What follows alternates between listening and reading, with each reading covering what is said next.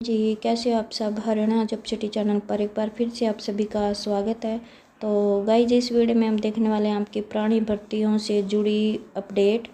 तो इसमें हम देखेंगे आपकी जो HSSC क्लर्क भर्ती से जुड़ी अपडेट, जो कि 4798 क्लर्कों की भर्ती को लेकर अपडेट आई है। और साथ ही हम देखेंगे आपकी जो ग्रुप डी भर्ती, जो कि खेल कोटे की ग्रुप डी भर्ती है, उससे जुड़ी अपडेट आई हुई है। और इसके साथ ही हम देखेंगे 2009 और 12 में जो 456 JBT नियुक्त हुए थे, उनसे जुड़ी भी बड़ी अपडेट आई है। सारी अपडेट आपके साथ शेयर की जाएगी, इसके लिए आप वीडियो में अंत तक ज़रूर बने रहे। और हाँ गाइस, इससे पहले अगर आप चैनल से पहली बार जुड़े हो तो चैनल को ज़रूर सब्सक्राइब करें और वीडियो को भी लाइक और कमेंट करना ना भूलें। तो जान लेते हैं एक एक करके सारी अपडेट।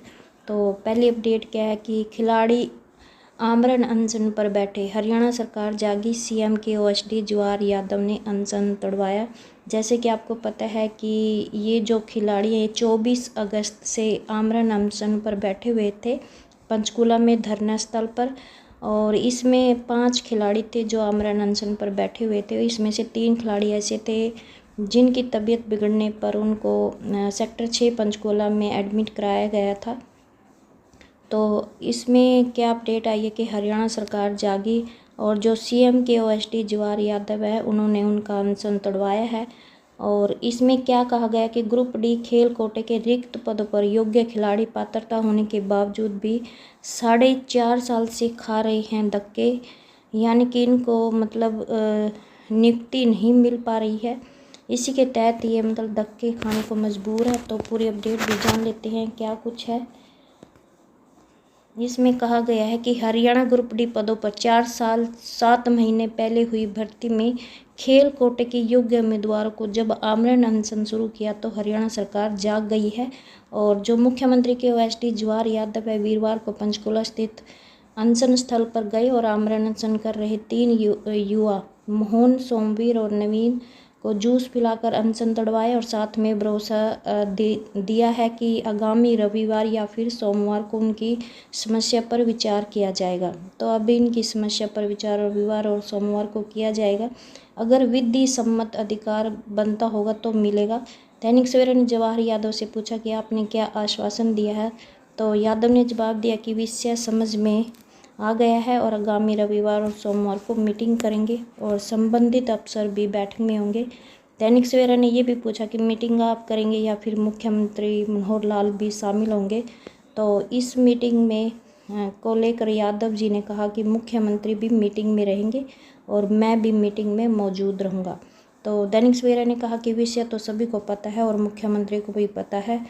तो जवाहर यादव ने कहा कि 2-3 अलग अलग घूम रहे हैं, अनशन समाप्त कराया है और धरना जारी रखना चाहे तो रख सकते हैं। फाइल पर क्या तथ्य है, सारे फैक्ट्स आ जाएंगे और मैं इसका पक्ष रखूँगा और अगली मीटिंग करने के बाद हम क्या सोचते हैं उम्मीदवार को बता दिया जाएगा। तो ये कुछ था जो आमरण अनशन अब इनका तोड़ाया गया है और रविवार सोमवार को मीटिंग होगी।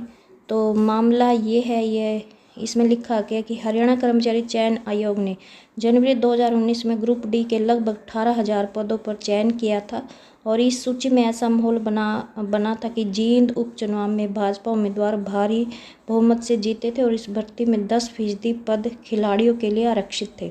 और विज्ञापन संख्या 4/2018 की कैटेगरी नंबर 1 के विरुद्ध ग्रुप डी की पदों में से ESP कोटे के 1518 पदों पर भर्ती की गई थी और इन 1518 को नियुक्ति पत्र जारी किए गए थे।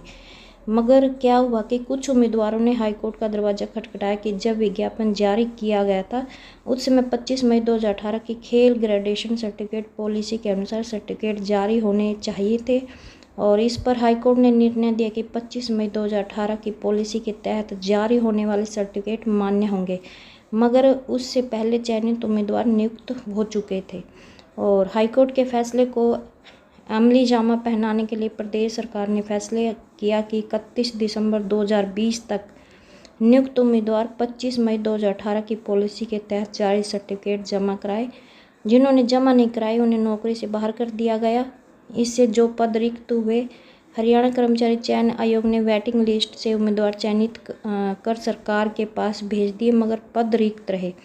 तो प्रदेश सरकार ने खेल विभाग से कहा कि सर्टिफिकेट जारी किए जाए, इसके लिए समय बढ़ाया गया, सूची की वैधता भी बढ़ाई गई। इसके बावजूद ईएसपी कोटे के लगभग 250 पद रिक्त रह गए थे और ये खिलाड़ी 4.5 साल से मुख्यमंत्री मनोहर लाल, उनके प्रधान सचिव डीएसपी डेसी, मुख्य सचिव संजीव कौशल, तत्कालीन सचिव सामान्य प्रशासन आसिमा बराड़, वर्तमान मानव संसाधन के विशेष सचिव डॉक्टर आदित्य दहिया और हरियाणा कर्मचारी चयन आयोग से लगातार मिलते रहे। पिछले साल मुख्य सचिव ने एचएसएससी को पत्र भेजकर चयन सूची की वैधता 31 अगस्त 2022 तक बढ़ाते हुए कहा था कि हरियाणा कर्मचारी चयन आयोग 31 अगस्त तक नाम भेज दे, मगर आयोग ने 10 अगस्त और 25 अगस्त 2022 को प्रदेश सरकार को पत्र लिख दिया कि पहले कुल विज्ञापित पदों का 10% से ज़्यादा नामों की सिफारिश कर दी है और ईएसपी कोटे की रिक्त सीटों के लिए 10% से कम है।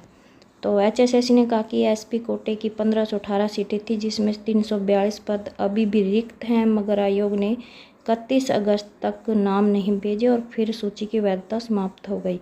तो सरकार ने गत जून में ये केस बंद कर दिया है। तो ये कुछ मामला था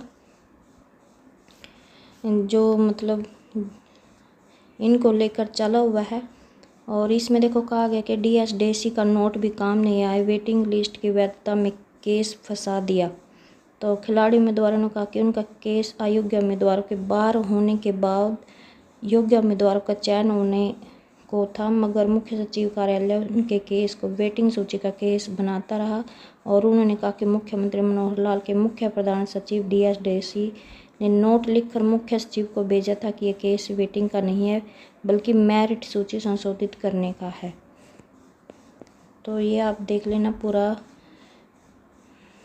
मामला, ये हमने आपको अपडेट दे दिया। ये कुछ है, आगे जो भी इससे जुड़े अपडेट आएगी वो आपके साथ शेयर की जाएगी। नेक्स्ट अपडेट भी जान लेते हैं।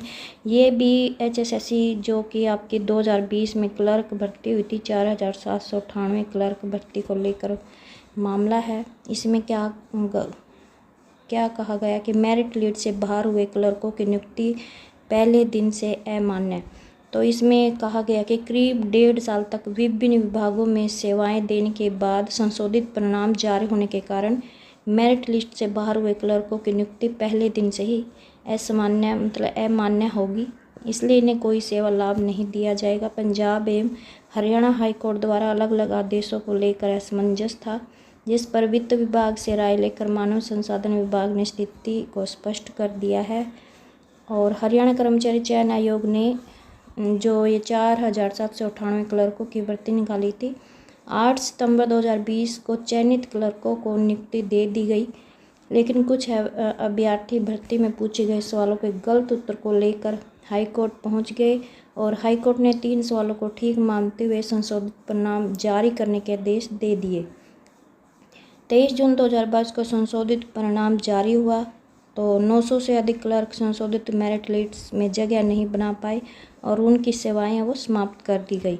तो बाद में हाईकोर्ट ने राज्यपाल बनाम एचएसएससी और अन्य में 6 जुलाई 2022 को अंतरिम आदेश जारी करते हुए याचिकाकर्ताओं की सेवाओं के लिए यथास्थिति बनाए रखने का आदेश दे दिया और विभिन्न विभागों ने सरकार को सलाह मांगी थी कि क्या अंतिम मेरिट सूची से बाहर किए गए क्लर्कों को पदोन्नति या फिर अन्य लाभ दिए जा सकते हैं। तो सरकार ने विचार के बाद निर्णय लिया है कि संशोधित परिणाम के अनुसार निष्कासित क्लर्कों को कोई लाभ नहीं दिया जाएगा और इनकी नियुक्ति पहले दिन से ही अमान्य मानी जाएगी।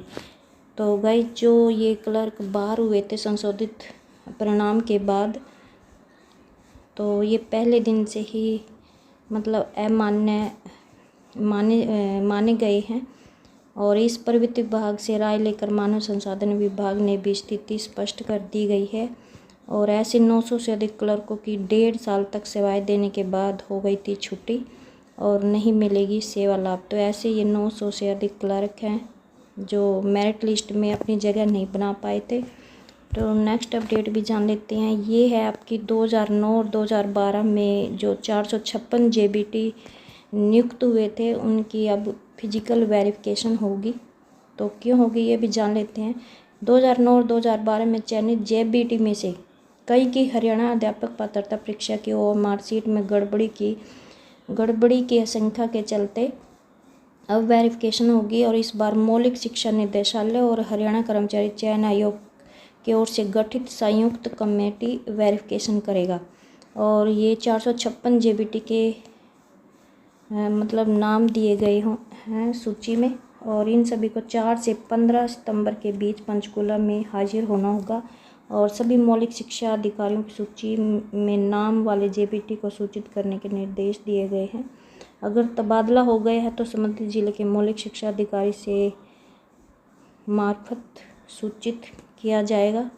और ऐसे में करीब 11 से 14 वर्ष तक नौकरी कर रहे इन जेबीटी को नौकरी पर एक बार फिर मतलब इनकी नौकरी पर एक बार फिर से तलवार लटक गई है। और इसमें कहा गया आदेश से शिक्षकों की चिंता बढ़ी। तो क्यों चिंता बढ़ी है कि 11 से 14 वर्ष बाद अचानक हो रही इस वेरिफिकेशन से विवादों में फंसे 456 शिक्षक चिंतित है। चिंता इस बात की सता रही है कि वेरिफिकेशन में अंगूठे का निशान मतलब अंगूठे का जो मिलान है वो नहीं हुआ तो क्या होगा। कुछ को नौकरी पर तलवार लटकती नज़र आ रही है। और ये 2009 और 2012 में भर्ती हुए थे जेबीटी की, तो इनकी वेरिफिकेशन को लेकर विवाद था और इस कारण अब प्रदेश भर के ऐसे जेबीटी को वेरिफिकेशन के लिए बुलाया गया है 456। ऐसे में ये कुल मिलाकर 456 शिक्षक हैं जिनकी वेरिफिकेशन होनी है। शेड्यूल मतलब जारी हो गया है इनको लेकर। तो ये कुछ अपडेट थी, ये सभी आज की जो अपडेट थी ये एचएसएससी की पुरानी भर्तियों से जुड़ी अपडेट थी जो कि आपको शेयर कर दी है। आगे जो भी इनसे जुड़ी अपडेट आएगी वो आपके साथ शेयर की जाएगी। आई होप आपको ये